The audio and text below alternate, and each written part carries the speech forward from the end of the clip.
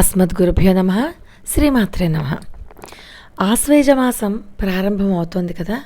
త్రిమూర్తులైనటువంటి బ్రహ్మ విష్ణు మహేశ్వరుల దేవేరులైనటువంటి సరస్వతీదేవి, మహాలక్ష్మీదేవి, పార్వతీదేవి ఈ ముగ్గురు అమ్మలకి కూడా అత్యంత ప్రీతికరమైనటువంటి ఉత్కృష్టమైన మాసం ఆశ్వేజమాసం. జగన్మాత అయినటువంటి పార్వతీదేవి దుష్ట శిక్షణ శిష్ట రక్షణార్థం 9 అవతారాలను ధరించిన మాసమే ఈ ఆశ్వేజమాసం. అంతేకాదు ఆయుర్వేద వైద్యులు దేవదేవుడు అయినటువంటి ధన్వంతరి ఆయన పుట్టిన మాసం.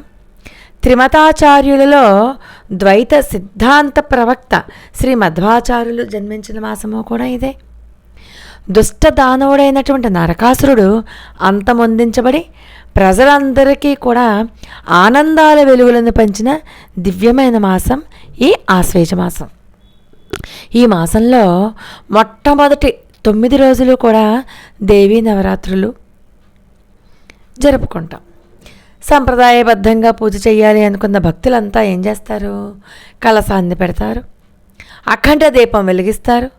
ముగ్గురమ్మల మూలపుటమ్మని ఈ రోజు నుంచి 9 రోజుల పాటు నియమంగా ఆరాధిస్తారు.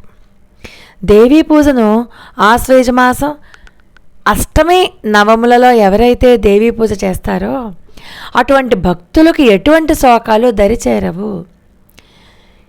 దేవీ పూజకు ఉత్కృష్టమైనటువంటి ఈ నవరాత్రి పూజల రోజులలో అమ్మవారిని పూజించి రోజుకొక నైవేద్యం చొప్పున సమర్పిస్తూ ఉంటాం.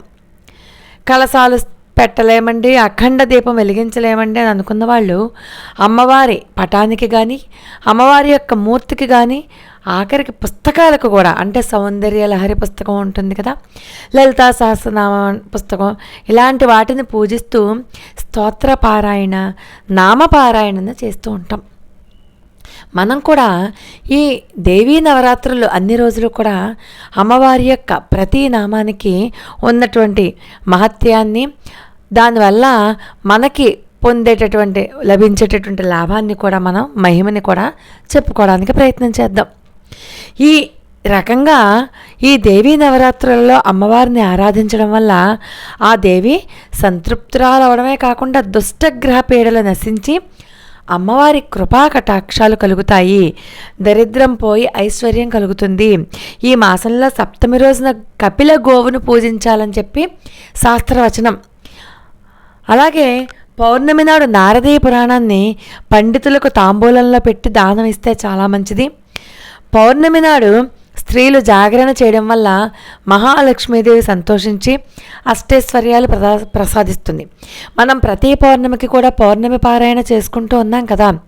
ఆ పారాయణ ఈ ఆశ్వేజ మాసంలో కనుక చేసినట్లయితే అఖండమైనటువంటి ఫలితం.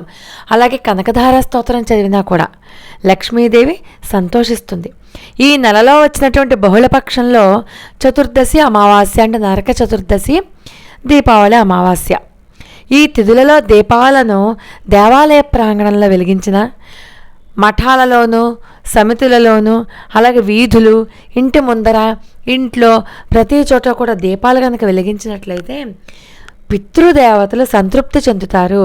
గుడిలో కూడా చూడండి మనకి దీపాలు వెలిగిస్తారు, ఆకాశ దీపం అని చెప్పి, పితృదేవతల సంతృప్తి అర్థం అన్నమాట. ఈ రకంగా ఎన్నో రకాలైనటువంటి విశిష్టతలను సొంతం చేసుకున్న మాసం ఈ ఆశ్వేజ మాసం. కాబట్టి ఈ మాసంలో చేసే పూజలు విధులు ఆచరణ వల్ల అనంతమైనటువంటి పుణ్య ఫలితాలే కాకుండా మన యొక్క బాధలు కష్టాలు అన్నీ తొలగిపోయేటటువంటి అత్యద్భుతమైనటువంటి మాసంలో అమ్మలగైన అమ్మ ముగ్గురమ్మల మూలపటమ్మని ఏ నామంతో పిలిచినా సరే పలుకుతుంది. మనం కూడా అలా ఆరాధించుకుందాం. తనను నమ్మిన భక్తుల్ని ఎట్టి పరిస్థితులలోనూ విడవకుండా కాపాడే కల్పవల్లే మన అమ్మవారు. కాబట్టి భక్తులందరూ కూడా ఈ విషయాలను తెలుసుకోవాలి.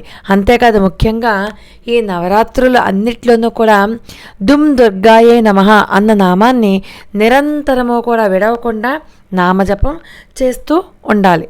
అలాగే ఓం నమః శివాయ అన్న మంత్రాన్ని కూడా, ఈ 2 దివ్య మంత్రాలని మనం నిరంతరము జపిస్తూ స్వామివారి యొక్క అమ్మవారి యొక్క అనుగ్రహాన్ని పొందాలి. ఎంత ఆర్తితో స్మరిస్తే అంత త్వరగా అనుగ్రహిస్తారు ఆ ఆది దంపతులిద్దరూ కూడా.